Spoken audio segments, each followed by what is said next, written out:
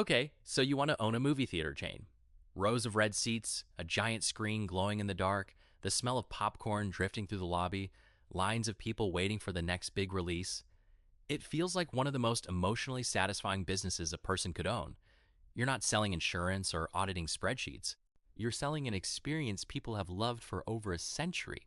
Sounds like a dream. Here's the problem. A packed house on opening night does not mean you made money that weekend. In fact, it might mean the opposite. And the reason why gets to the heart of one of the strangest revenue structures in all of consumer business. One where the person who owns the building and the seats often has less control over their own income than almost anyone else in the industry they operate in.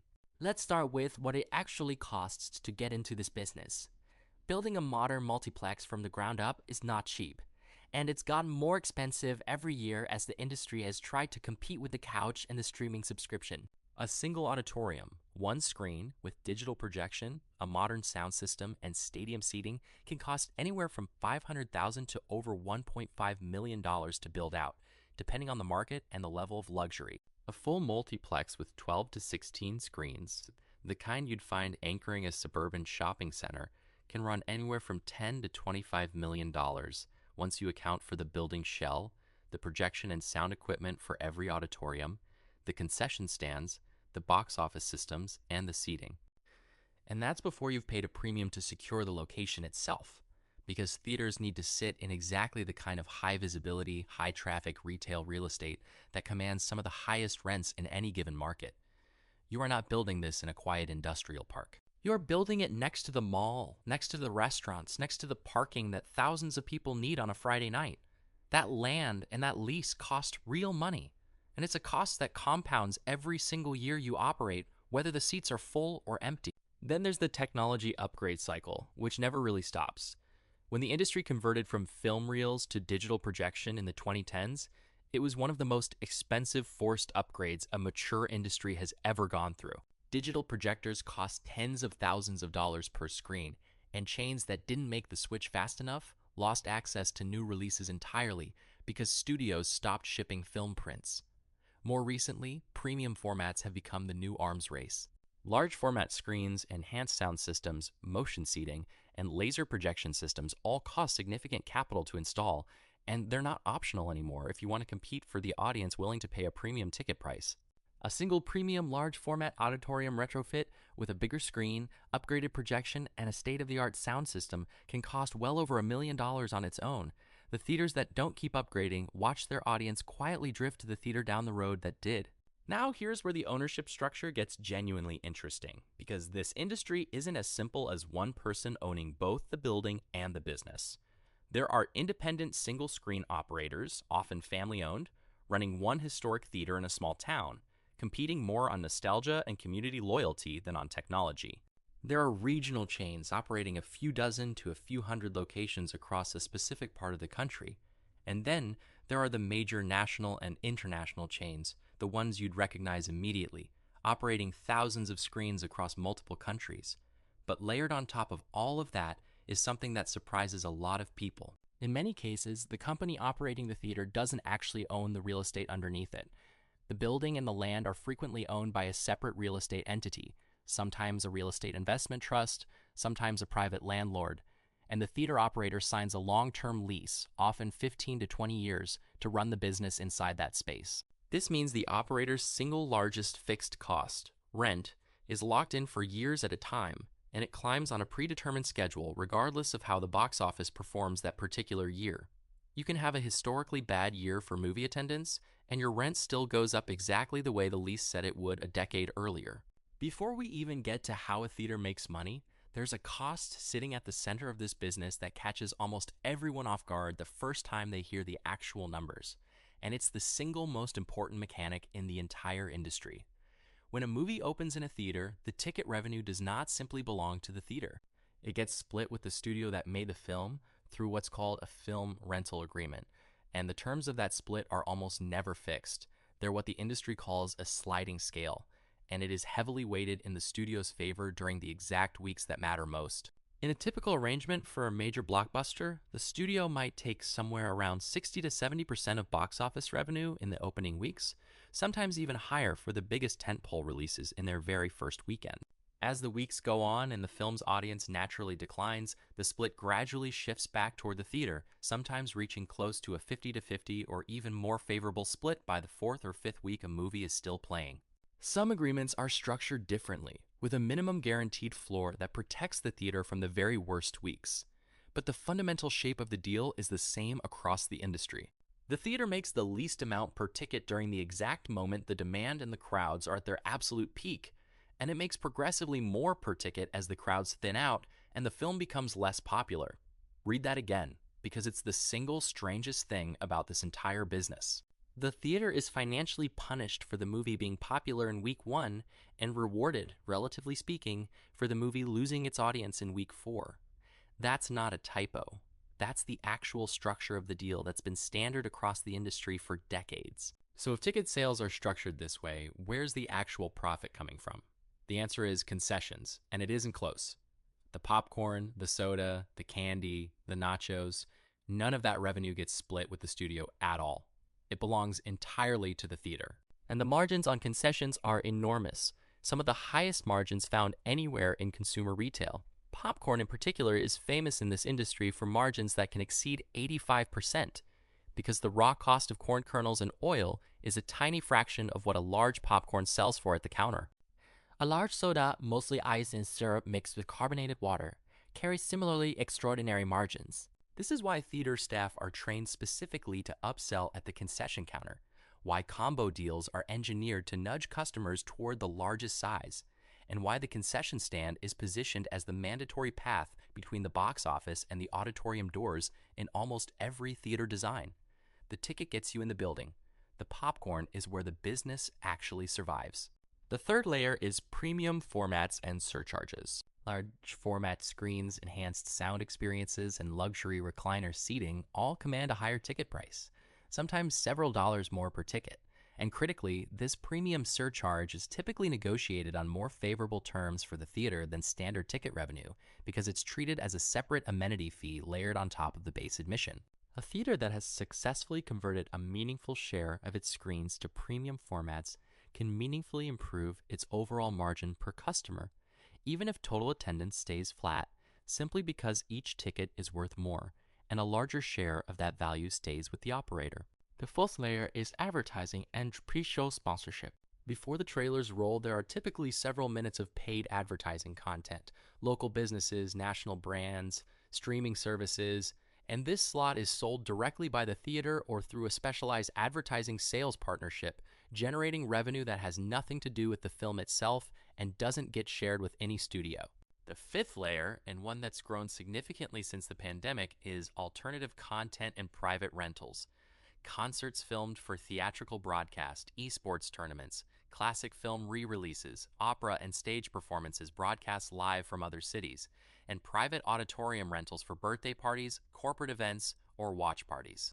This fills seats during the traditionally slow weekday afternoon hours when the auditorium would otherwise sit completely empty and generating zero revenue.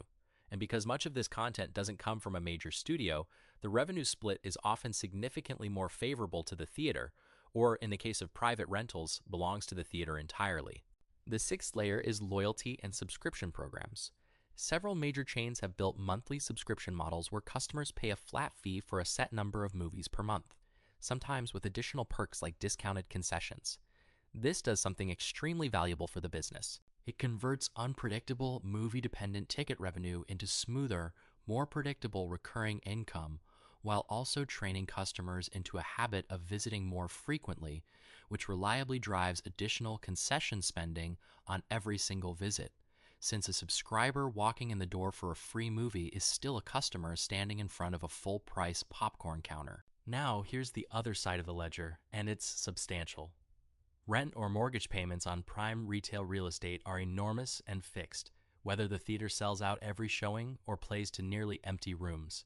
Staffing has to cover box office, concessions, ushers, projection, and facilities maintenance across every single showtime, even the Tuesday afternoon screening with 12 people in an auditorium that seats 300.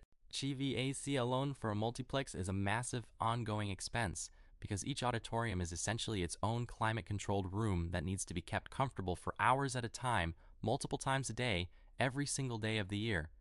Insurance and liability costs are significant given the volume of foot traffic and the physical infrastructure involved.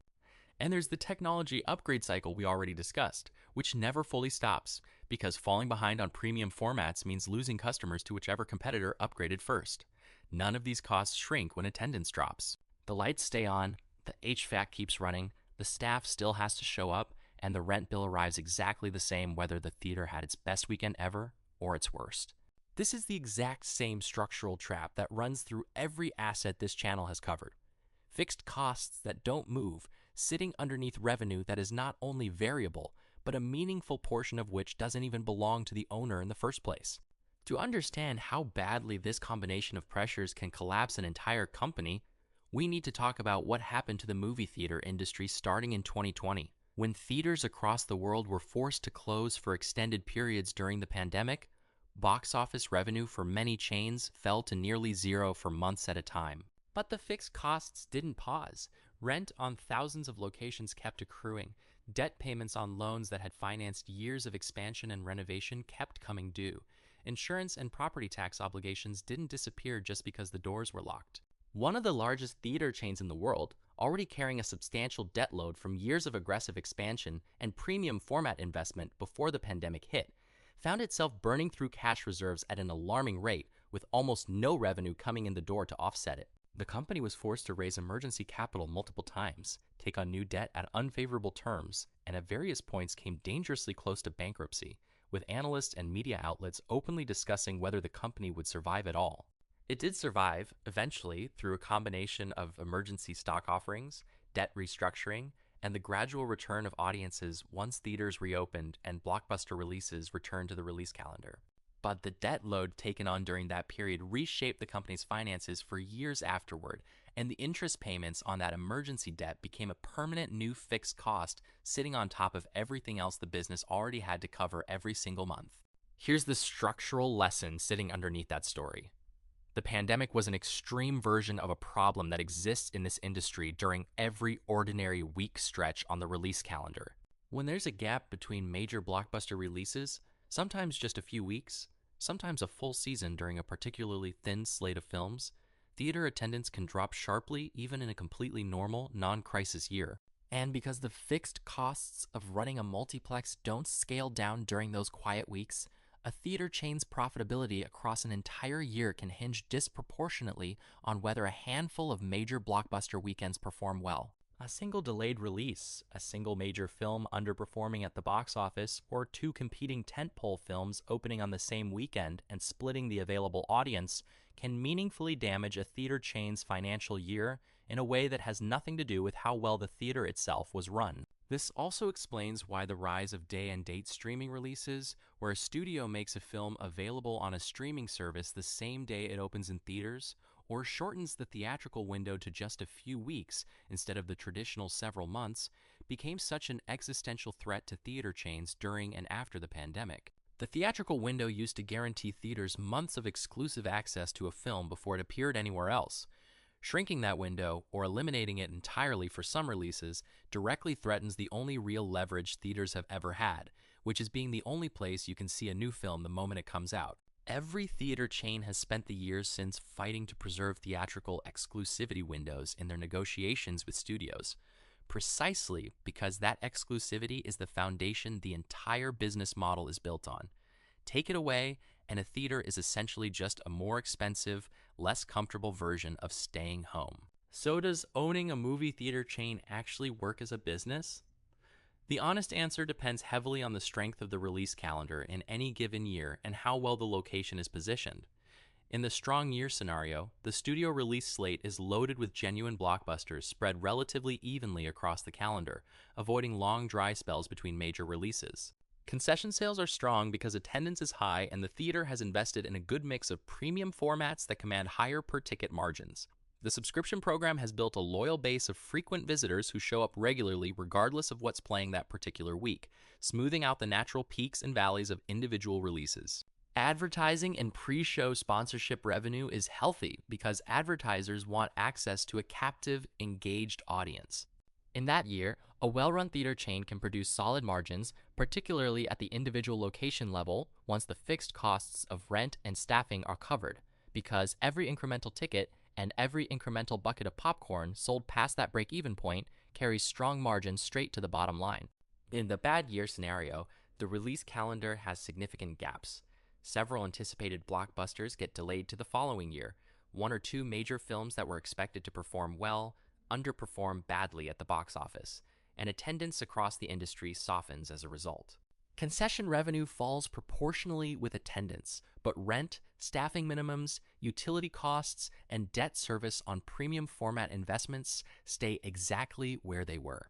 A round of unexpected equipment failures, an aging HVAC system finally needing full replacement, a premium format screen needing an unplanned upgrade to stay competitive with a newly renovated theater down the street adds unplanned capital expenses on top of an already thin year.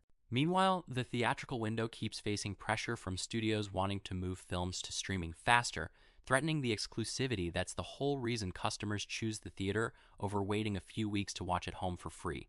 This is not a hypothetical. It is close to exactly what happened across the industry in years with weak release slates, where individual quarters saw box office revenue fall by significant double-digit percentages purely because of gaps in the release calendar, with theater chains posting losses for those quarters despite having done nothing different operationally from the quarters before. The gap between those two scenarios for the exact same theater, with the exact same staff, and the exact same location can be the difference between a healthy, profitable business and one quietly bleeding cash while the lobby still looks reasonably busy on a Friday night. A theater that looks half full on any given evening doesn't tell you whether the release calendar that quarter was strong enough to cover the rent, and that's really the final thing to understand about this business. A movie theater looks like it's selling movies. It is not. It has almost no control over which films get made, when they get released, how they're marketed, or how much of each ticket dollar it actually gets to keep during the weeks when demand is highest.